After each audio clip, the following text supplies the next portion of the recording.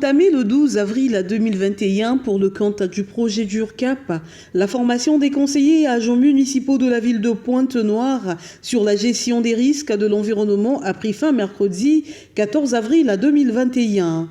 La cérémonie de remise des attestations s'est tenue dans la salle des mariages de la mairie centrale, sous la supervision du professeur Amadou Diop, chef de mission de la main-d'œuvre sociale. 25 participants ont reçu leur attestation après un parcours de 3 jours de formation fait de théorie et de pratique.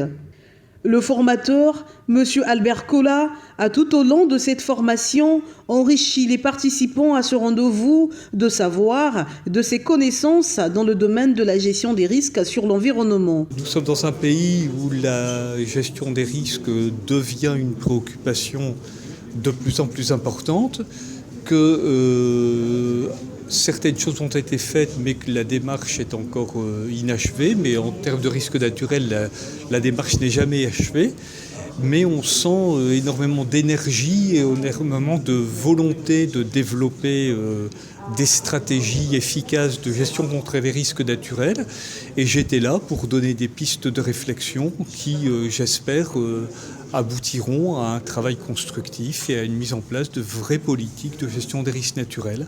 Le dernier jour de cette formation a porté sur la restitution de l'exercice de cartographie de terrain, l'évaluation et quantification du risque, la construction de la carte des risques et la mitigation des risques dans les quartiers étudiés.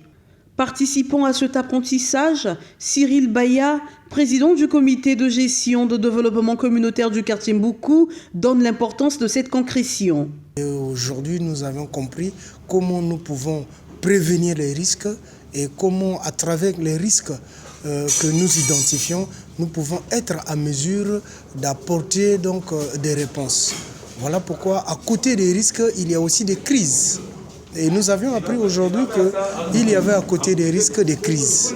Et en période de crise, comment est-ce que nous devons nous y prendre pour apporter des solutions ?